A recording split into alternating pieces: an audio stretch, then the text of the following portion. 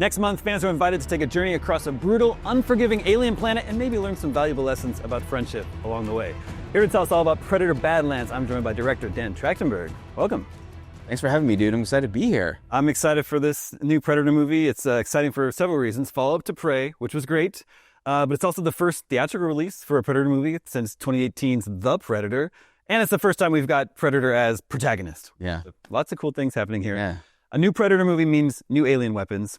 Tell us about Deck's Arsenal. Deck is the name of our... Deck's name, very well pronounced. Yeah. Tell us about Deck's Arsenal this time around. He starts out with a number of really cool gadgets. I've always felt like there's a link between the Predator franchise and James Bond. Oh, cool. Part of what we enjoy about going to see is like, what kind of gizmos does he have? And I've been stuck in the past with my entries into the franchise with Prey set in the 1700s and Killer of Killers set in multiple different decades, but all in the past. So I've always had to think, what would his weaponry be if it was a little bit more pre what we're used to seeing and saw in 87. Now I'm well into the future.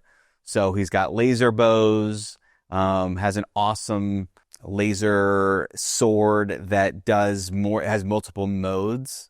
His sword that he uses, he holds like a classic knight or samurai would, but then it switches into Tonfa mode, and you can use it almost like a glaive. Or in fact, the inspiration initially for that was I play a lot of WoW, and the Demon Hunter glaive weapon was what sparked that. Very cool. So yeah, far in the future, there's at least some loose connection to the alien universe and Weyland-Yutani. So have you thought about or shared like where this movie lines up in the alien canon? There's a lot going on while we were making this movie. Romulus was not yet out, and I hadn't seen it yet. And Alien Earth, I was aware of happening, but not sure where that was going to end up.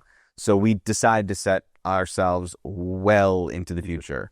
So all the stuff that has happened would have happened before a movie. We're not trying to squeeze in, and also cognizant of how in this day and age, with all the media that we have, some of it can feel like homework. Oh, sure. And you kind of have to like remind yourself, where in a timeline does this sit between this movie and that movie? And I really do not want that to be the case with Badlands. So we're off on our own.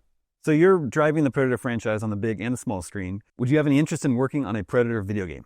The most amount of interest that someone could have. In the office when we were making Prey, we had a Nintendo. By the way, I consider Contra kind of pretty much the same. They literally traced Arnold for that. So the Predator NES game is impossible. And I didn't know of it when I was a kid. I was going to say, when I used to love GamePro, and there was a contest in GamePro to design a level, and then you would make it in the magazine. Cool. And I designed a Predator video game level that I'm sure I was just copying Contra. And I did not make it into the magazine. Oh, no. But no, I am desperate for there to be a third-person action-adventure, Uncharted, Assassin's Creed, that kind of open-world thing. Concrete Jungle was something that I missed, unfortunately, and was that for a long time ago. And there's just so much fun to be had game-wise, I think, with Predator. I hope it could happen. I hope it could happen as well. So Alien Earth just wrapped up its first season. Lots of new creatures, interesting new creatures introduced there.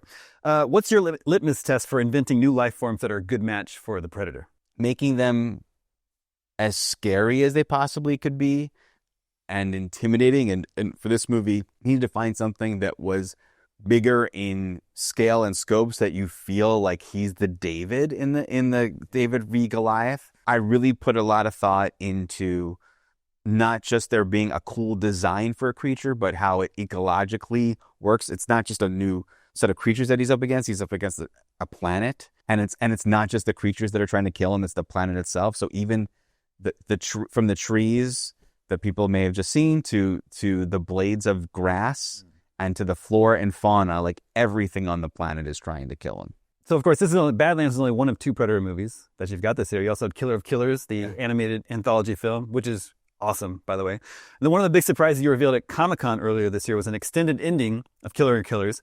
It showed the return of Arnold Schwarzenegger's character from the first Predator and Danny Glover's from Predator 2. So recently, Elle Fanning was she posted a photo with Arnold from a Comic-Con event in Spain with the Predator statue in the background. Coincidence? No, I was very excited to get them together. It is coincidental that they happen to both be getting this award at the ceremony in Malaga, and we made sure that they could say hi to each other. So it was cool. Good Very photo cool. Yeah. So in Badlands, you worked with a linguist to create an actual Yautja language. Did they also act as a dialect coach to sort of teach how to pronounce it? Yes. And thankfully, Dimitrius Schuster-Koloamatangi, who plays Deck, happens to be very gifted in speaking this language that I'm telling you, it's one of the hardest languages to wrap your mouth around. And our linguist, our language specialist, Britton Watkins, started coaching him in the beginning, and then soon Dimitrius became the coach to everybody. And it's very challenging, but he was really, really skilled at fighting and all the action stuff, and also speaking Yautja. Of course, you also directed Prey, the previous Predator film. That sort of like returned the series to its roots in a good way. It's much more focused. Got back to like the essence of what Predator is. Badlands seems a lot bigger in scope. So how do you sort of like make sure the spirit of what people love about the Predator is still there? Yeah, I mean, I would say that on the one hand, like the fun of Prey was the back to basics, so to speak. And the fun of Badlands is that it's so much more than you would possibly expect. And I think sometimes there's a tendency for sequels to get more lore focused than story focused. And as much as I wanted to mine the culture of the Yautja, the alien species that the Predator is, I wanted to make sure that it was not overly focused on let's tell the backstory of all the different and here's the Senate trade agreement between this tribe and that tribe. It's still very much a genre exercise, and it's really an inversion of the original movie. It is Deck is the Dutch of this movie. Interesting. Yeah. All right. So in the comics, the Predator has fought, and this is true, Batman, Superman, Wolverine, Spider-Man, Black Panther, Judge Dredd, Tarzan, the Terminator, and Archie and friends. So if you could make a movie where the Predator fights literally any existing character, who would that be? I really want a great answer for this question. It's frustrating that especially the new Marvel comics have had him fighting everyone. Wolverine is kind of a great answer. Good, yeah. It's a little bit too perfect, but it's happening right now. You know what? Lobo. Oh, wow. That's cool. Which is it can't exist because Marvel DC. But I think the spirit of Lobo is very connected to the spirit of the Yautja culture. Yeah, that would be interesting. When I read this question and asked it to myself, the first thing that popped into my head, my Stay Puft Marshmallow Man moment was Nathan Drake. Oh, wow. Nathan Drake's in the jungle searching for some treasure. The Predator's following him. He sees Nathan murder hundreds of guys at once, so the Predator's all right. So he's like, you're the alpha. Yeah, it's true. I just feel like he would rip him to shreds. Nathan's smart, though. You're right. No, he would be. You're right. So the first Predator was 1987, I think. I want to say I saw it in theaters, but I would have been 9. That feels too young. What was your first exposure to Predator? The very first exposure was in a carpool on the way to a karate tournament. Cool. I was in 3rd grade-ish in 87, and all the 6th graders had seen Predator. I was not allowed to. And they told me the entire movie on the way to the tournament. Yeah. No, I remember that happening to me with Die Hard and multiple Friday the 13th. The best.